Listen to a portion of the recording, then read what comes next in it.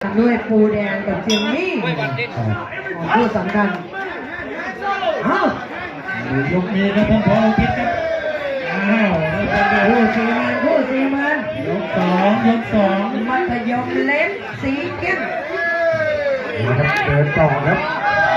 แต่ซิงเกิลอย่างเดียวถอยหลังก็เอาไว้ออสเตรเลียครับติดเกียร์หน้ามาเป็นไทยต้องมืออย่างเดียวแล้วครับเปลี่ยนเข้าไปต่อครับโยกหาจังหวะลงล่างก่อนครับซิงเกิลด้วยเข่าพัทยมสองตัวเข้าไปพัทยมซิงเกิล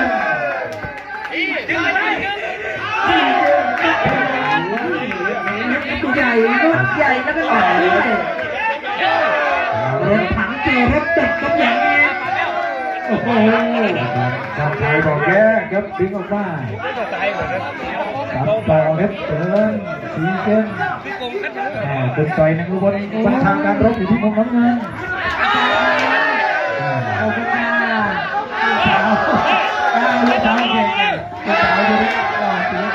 ถ้าถูกใจถูกใจแน่จากตรงนี้จากเราที่ใหญ่แบบนั้นเองเนาะอาจารย์นุพงศ์ไม่ใช่ลูกสาวไงไปต่อยมวยลูกสมัยก่อนผมบรรยายตั้งแต่36 กิโลบรรยายมวยที่ยโสธรสมัยนั้นนี่โอ้สุดยอดนะแล้วแต่คุณทุกคนนะครับประทับใจมาก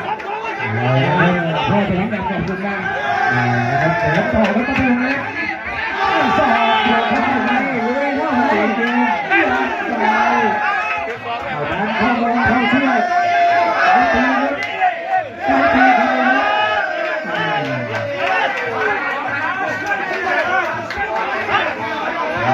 ทางสับต่อครับ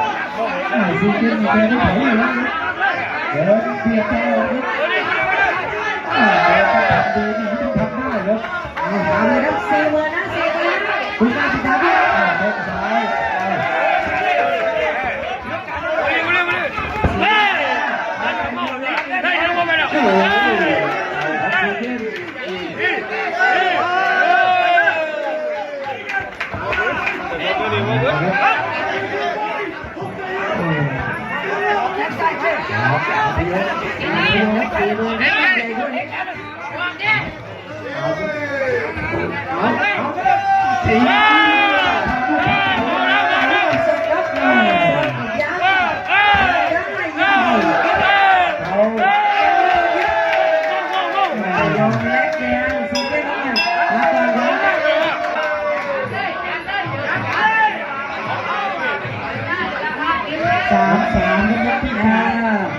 ยกที่ 3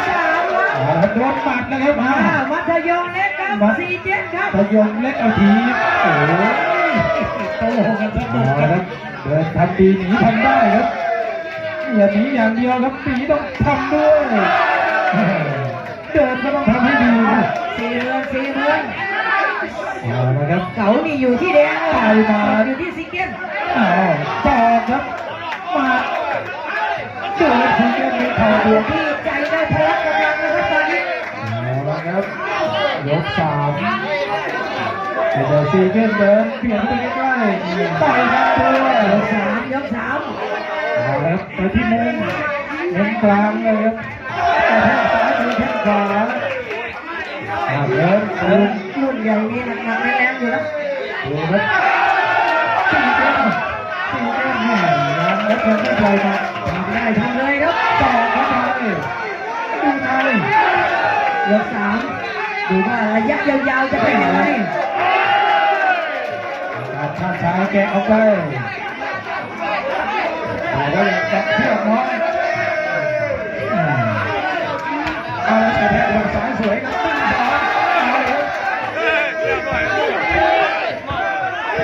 บ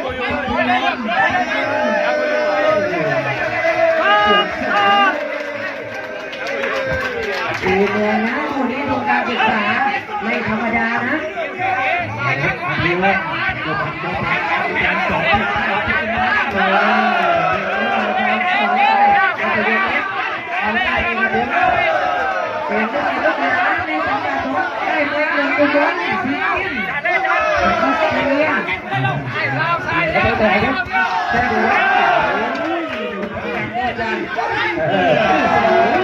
เก่าดึง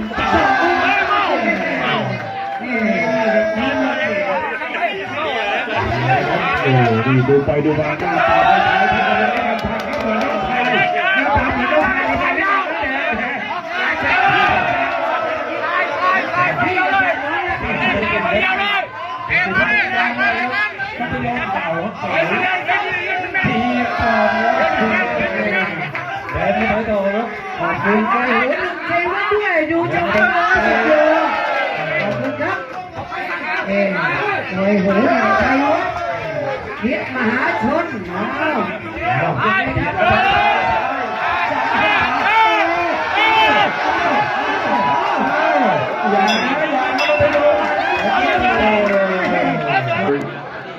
ยกที่สี่ครับเชิญพอเอาที่ครับ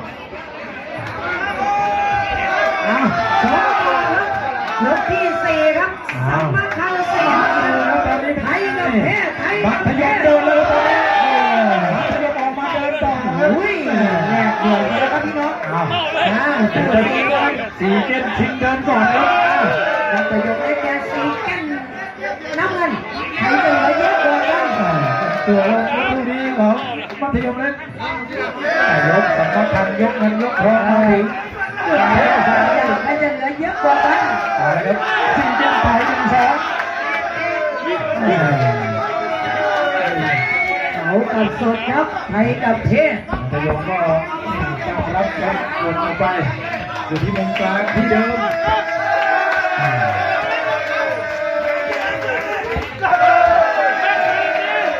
สี่เกม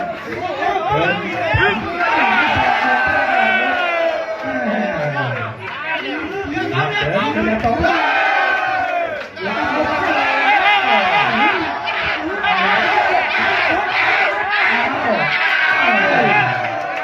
โอ้ย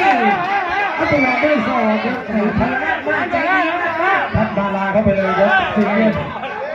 ดูธรรมดา ดูการขวางก่อนหาเข้ามา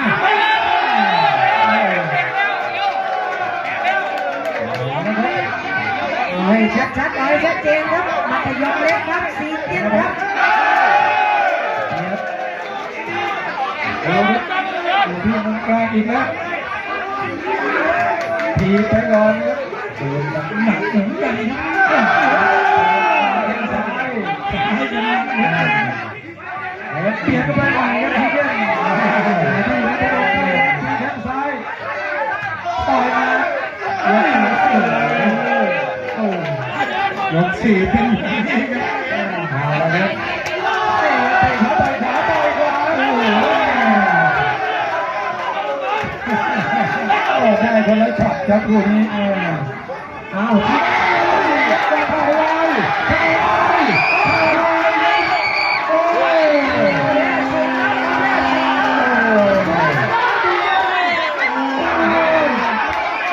หาเยอะขยับกันโอ้ยกสี่ครับจบไปในยกสี่ครับสีเตี้ยครับที่เก่งที่เก่งโอ้เดี๋ยวมาเชื่อชมนะอาจารย์มัธยมเล็กนี่ก็คือภาพสวยๆครับคู่นี้แต่สุดยอดเลยโอ้20,000 ถึง 40,000ครับแม่โอ้เพื่อนใจยิงกระบวนครับวันนี้โอ้ออกบ้านขาไหนนะครับ เอายก3ครับแดงมียกสับน้ำเงินซุปเปอร์ครับจากสุพรรณชัยสุวรรณครับกำลังยัดไปที่ซ้ายครับโอ้ยสั่งให้เอาในมาแล้วติ๊กมาแล้วไปครับยังขวางครับเด็กซ้ำโอ้โหเอาครับตัวมันครับเด็กสนุกเลยนี่เอาเลยครับซุปเปอร์โอ้โหไม่ถอยครับนิดก็ไม่ต้องถอยครับโอ้โหดูครับเอาเลยครับดูครับเสียครับโอ้ยอย่าชนนะอย่าชนเอาเลยครับเอาเลยครับเอาเลยครับเตะซ้ำครับโอ้โหโอ้โหทุกอย่าง ชุดใหญ่ยังมีขวายังมีโต้ครับตัวซ้ายจังหวะนี้ไม่ปล่อยครับดูครับนี่ไม่ปล่อยครับมีขวาครับโอ้โหเสียดีแล้วครับเสียดีแล้วครับต้องกัดฟันเลยครับตัวซ้ายต้องกัดฟันโต้เลยครับโอ้โหครับเหยียบสายไปหรือเปล่าครับเปิดฟันเลยนี่ไปหน่อยซ้ายขวาแข้งซ้ายเดี๋ยวทำไม่ได้เตะพี่ไปเลย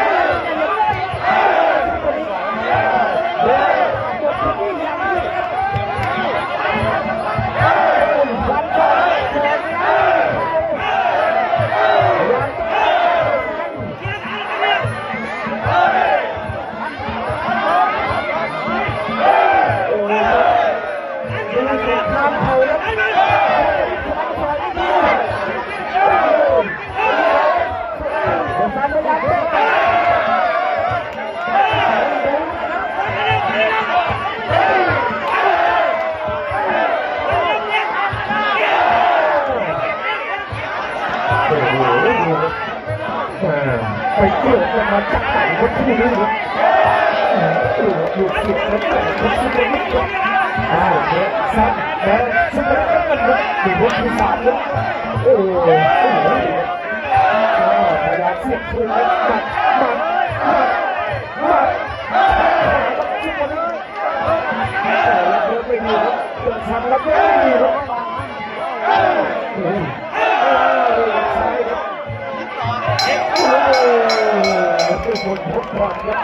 เป็นมวยช่วงของไอ้ดีทีมวยเทศบาลการแข่งขันว่าต้องทันเลยครับ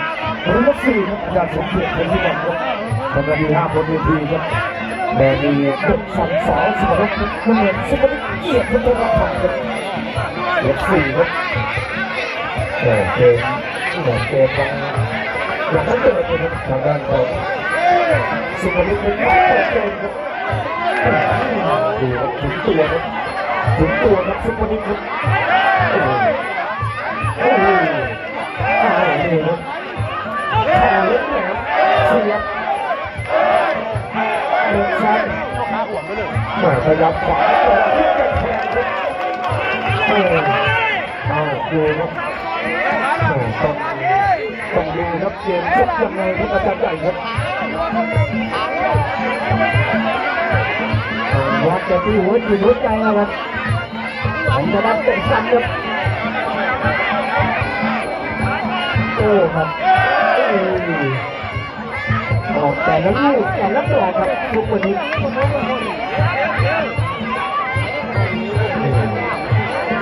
โอ้มาเลยครับโอ้มาเตะซ้ายครับ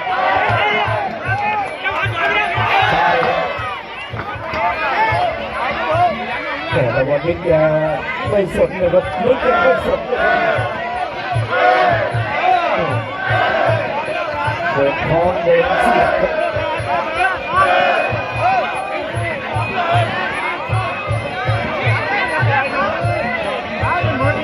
ดูครับพยายามเดินสั่นครับ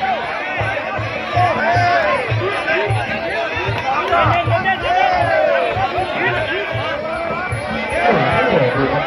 เดินสู้กันดิโอ้โดนเที่ยวเลยครับเดินสาวปักเลยครับโอ้หมดยกที่4ครับเกษม17ครับสายรุ่งมนู18ประสิทธิ์บุญเทา20นะครับเกียรติศักดิ์ขาวนอน21ครับและผู้ใหญ่ธีรศักดิ์จันทร์ครับผู้ที่22ครับนี่คือผู้นำทางท้องที่ครับวันนี้ยกสุดท้ายครับเด็กสัมสองยกนะครับวันนี้ท่านผู้ในการโรงเรียนบ้านเด็กสายหนองว่าครับผอ.สุวรรณวิทย์แสงผู้นี้ประกบเองด้วยนะทราบข่าวว่าประกบเองครับดูครับเกมจบยังไงครับแล้วมีเด็กสัมนิวรราชัน2,000ครับปัจจุบันนี้เป็นครูอยู่ที่โรงเรียนพลดวนนะครับส่วนน้องเมย์ก็เป็นครูนักเรียนเป็นครูสอนภาษาอังกฤษ ที่ฝั่งอุบลราชธานีครับซ้อมอยู่ที่ค่ายเกียรติพัทรพัฒน์นะครับทางด้านของซุปเปอร์นิก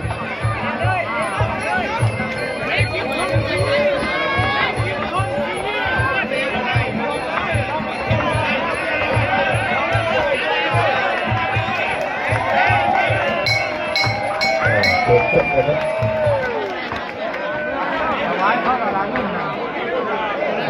นิกบอกว่าขอโทษขอโทษ